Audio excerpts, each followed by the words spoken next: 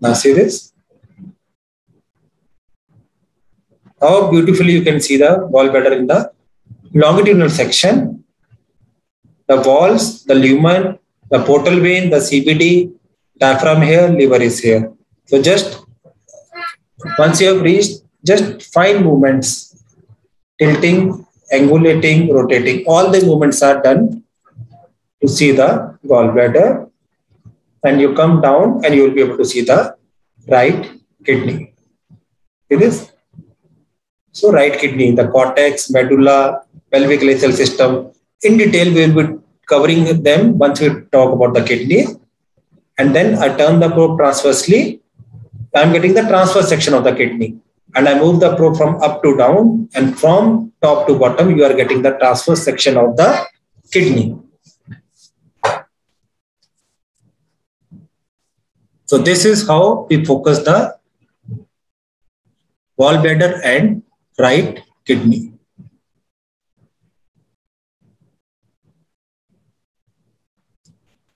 See, the gallbladder is here, and we have to focus the right kidney.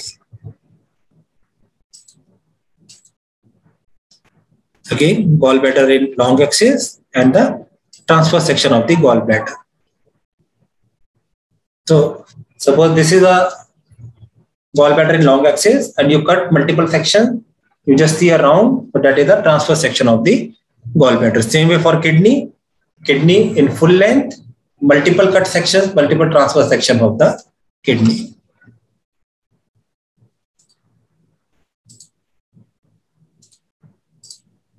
Pancreas. How do we focus the pancreas?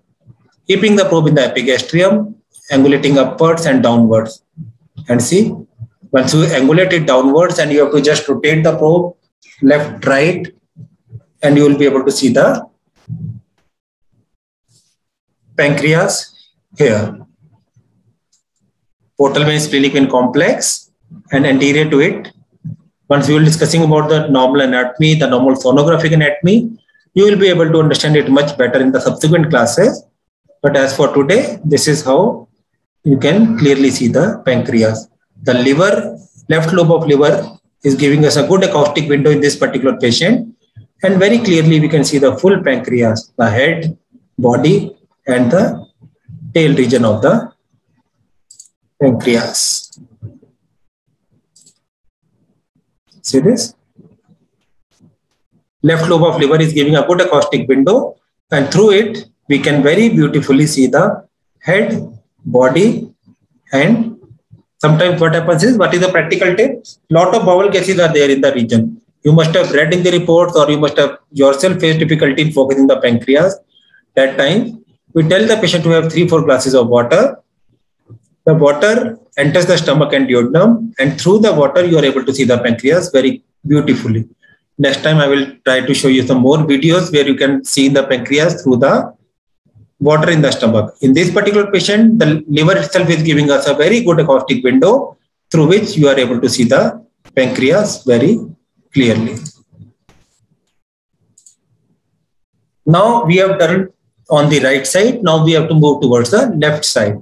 In the left side, we have to basically focus the left kidney and the spleen. So I move the probe laterally towards left side, and in the same way I was focusing spleen and gallbladder and right kidney, I can see the spleen and left kidney. You can tell the patient to turn towards your side, and now see this, holding the probe longitudinally and in an oblique way and angulating the probe. And you are able to see the ribs shadow, the spleen, and the left kidney. Then again, seeing the left kidney in transverse section, moving from up to down, the cross movement, sliding the probe, angulating the probe, rotating the probe. So these are the basic 4 movements which we have to do, the probe manipulations, left kidney and spleen. You are holding the probe, just angulate it upwards, you see the spleen, angulate downwards, you see the left kidney.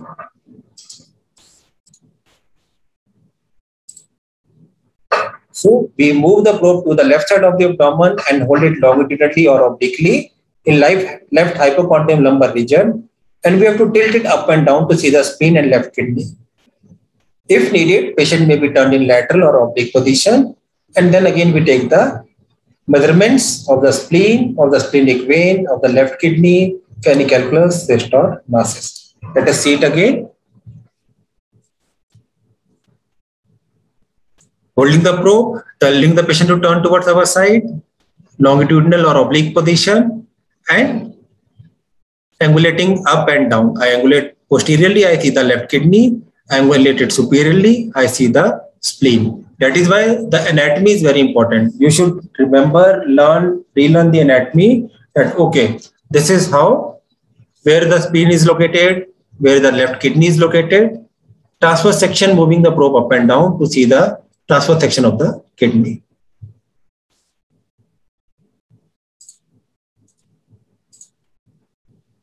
So we have seen the liver, gallbladder, pancreas, spleen, kidneys. Now we come down in the pelvis to focus the urinary bladder and prostate. So I've kept the probe, I'm moving the probe down, down, down. And till here, I cannot go more down, so I angulate it down. See this? Now I'm angulating it down and I'm seeing this completely down. Almost it is now touching the skin. And then I again start angulating up. And I'm seeing the transverse section of the urinary bladder completely.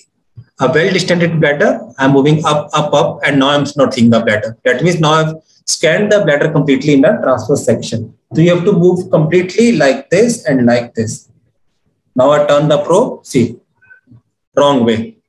The right should turn superior. This side was facing me, this has turned superior. Now I angulate towards the right side and I angulate it towards the left side. So you have to use your ultrasound probe like a knife to get multiple sections in a transverse and in a longitudinal. And you have sure that you have scanned the complete organ. It is up to you that how you are using your ultrasound probe. Ultrasound is a operator dependent modality. This is only one particular section, a transverse section and a longitudinal section. How do we get multiple sections? By moving the probe up and down. Let us see it again now. From abdomen, epigastrium coming down, down, down, I am seeing the bladder. I cannot go more down. I angulate it completely down. Bladder and prostate, behind the prostate. And now I'm not seeing the bladder, means now I start coming back. So angulating up, up, up, up. The psychoaortic junctions, more up. And I keep on angulating up till no more I am seeing the bladder. Now no more bladder seen. So this is the full transverse section of the urinary bladder. I angulate in such a way that the right should turn superior. This is the wrong way. See? No, you don't have to do like this.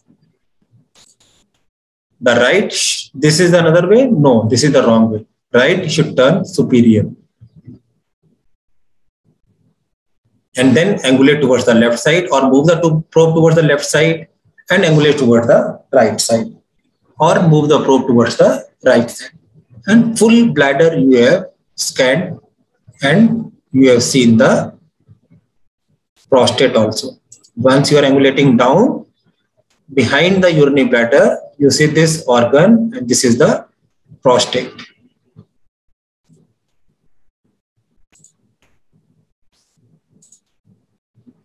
Then in the urinary bladder, we have to measure the volume. Prostate, we have to measure the volume. So this is a dual image. This is what we were talking about. You press the dual mode. On one side of the screen, I am getting the transverse section. On another side, I am getting the longitudinal section. We take the measurements. This is the width, superior to inferior, anterior to posterior. Remember, in ultrasound, anterior to posterior can be taken here or anterior to posterior can be taken here. Once you go through that theoretical recordings, this concept will be very much clear. If not, we will discuss again in the next class or whenever you feel comfortable. But this is for measuring volume, we need two sections, a transverse section and a longitudinal section. And automatically you press the button and you press the volume button. The machine will ask you three measurements, the length, the height and the width. You take the three measurements and the machine automatically calculates the volume. You have a store button, you press the store and this image gets stored on the ultrasound monitor. See this? Similarly, now we want to measure the prostate. We focus the prostate. Now this is the prostate. Now we need a dual mode. So in a dual mode, on one section we have a transverse. We turn the probe longitudinally. We are getting the longitudinal section. We freeze press the freeze button, and we take press the measure, go to the volume. Once you press the volume, it will ask for 3 measurements: the length, the width, and the height. You take the 3 measurements: length, anterior, posterior, or height, and the width, right to left. You have taken 3 measurements. It is giving the volume 19.3 cc. You press the store button, this image gets stored on your ultrasound machine. So bladder, prostate. Same way, patient comes back after passing urine. Either the post-viral urine is nil, or you can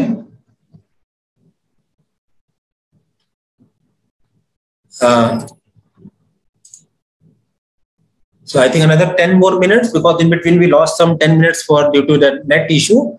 So this class is going to end in another 10 minutes. Now we have scanned everything in male. In females, what we have to do is we have to see the uterus and ovaries. So procedure is same. We move the probe down in the pelvis, and angulating down, I am seeing the uterus. I am seeing the urinary bladder. Urinary bladder has come. I start angulating upwards. So from down to up, we will be seeing the vagina, the cervix, the body, and the fundus of the uterus. In the uterus, you will be seeing the myometrium. You will be seeing the endometrium. So I have completely scanned the uterus from down till up in a transverse section. Now I rotate the probe so that the right should become superior. Right has become superior. I am getting the longitudinal section of the uterus. The vagina is here, the cervix is here, and the fundus and the body of uterus is here. The urinary bladder is here, and I am seeing the endometrium and the myometrium. Then I angulate the probe towards left side, and I angulate the probe towards right side. And I have scanned the full uterus in a transverse and a longitudinal section. For the same way for ovaries, holding the probe transversely, you can see one ovary here, one ovary here. So there are 3 ways of focusing the ovaries on a transabdominal scan. One is a transverse section. Hold the probe transversely and move it from up to down. Keep your eyes on either side of the uterus. You will be able to see the ovaries. Or in a longitudinal section, keeping the probe in the midline, now I'm angulating it towards left side. I will keep on angulating, and at some particular point, I will be able to see the ovaries. I angulate towards the right side, I will be able to see the right ovary.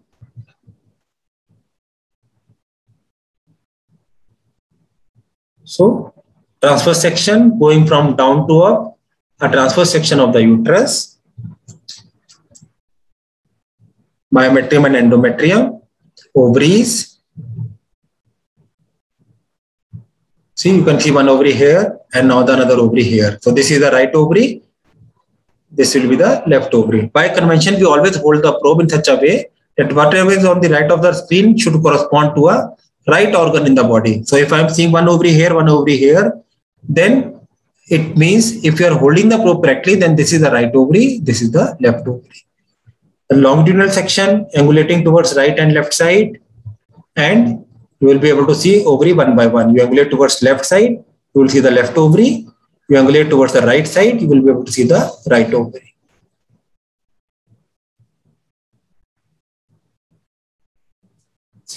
Left ovary and the right ovary. Or otherwise, from the right side, we angulate towards the left side. From the left side, we angulate towards the right side. And then also we can see these ovaries. So focusing ovaries take lots of time, lot of patience. A bladder should be adequately distended. Bowel gases, obstructive view of ovaries. But with a good distended bladder, definitely you can see the ovaries very clearly even on a trans-abdominal ultrasound.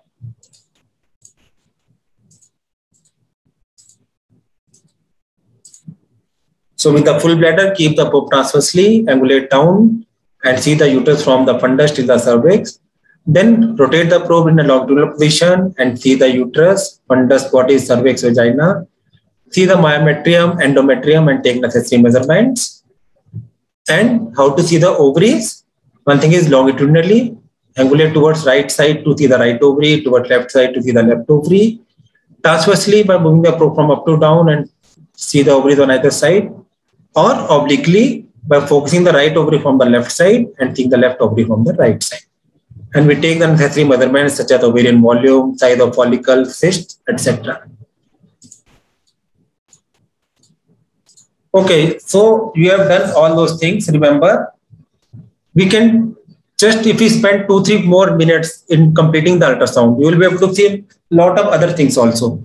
Like you can see dilated bowel loops, you can pick up any retroperitoneal masses, you can pick up enlarged abdominal lymph nodes, you can pick up cases of psoas abscess, you can pick up cases of aortic aneurysm, dilated IVC or thrombus in the IVC, you can pick up cases of midline hernia, umbilical hernia, and you can pick up cases of lipoma or endometriosis or endometriosis in interior abdominal wall. And of course, even you can pick up cases of pleural effusion also. How you can do that? Just see these next 2-3 videos. Holding the probe transversely, we are coming from up to down. This is the aorta. You compress it, it comes closer. So compression is used in, and now you can see aorta bifurcating here. So you can pick up cases of aortic aneurysm or IVC thrombus. I am angulating towards the left side. The great vessel on the left side is aorta. I angulate towards the right side. I will be seeing the IVC. IVC gets compressed. Aorta does not get compressed. So use the compressibility. Now I am moving the probe all around to see any dilated bowel loops. I can see the psoas muscle very beautifully. I go to the other side, move the probe up and down, and I see the left psoas muscle very beautifully. So just spending another 1 or 2 minutes extra and moving the probe all around, especially in the region of interest. Patient is complaining of pain in the right iliac fossa. You should look for appendicitis. Patient is complaining of pain in the left side. Probably you may find a inflamed bowel loop. You will pick up cases of aortic aneurysms. You will pick up cases of, see, aorta is far here. I just put gentle compression, aorta becomes closer. And I'm seeing the bifurcation of the aorta.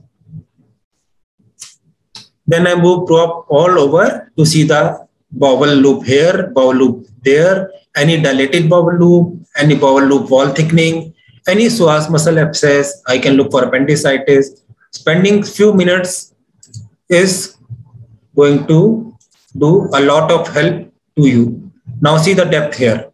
We have reduced the depth and moving the probe again to focus on the linea alba now. Rectus muscle on either side and linea alba.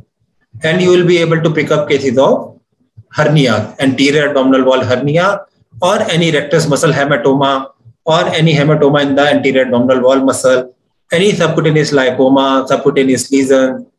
All these things can be picked up once we are doing it in a lesser depth to see the subcutaneous region and the anterior abdominal wall muscles. And mirror image artifact. Mirror image artifact, you can see here spleen, kidney, and you can see the mirror image of the spleen here. So suppose any pleural effusion is there, you will be able to pick up pleural fluid in this particular region. So focusing the spleen, seeing the mirror image artifact of the spleen, and you will be able to pick up. Similarly, focus the liver and you see the mirror image of the liver. If any pleural fluid is there in this particular region, you can pick up cases of pleural effusion. Mirror image artifact. This is dealt in a detail in the artifact module of the online classes, which on the online videos which have been sent to you. Once you see this, and if you have any queries,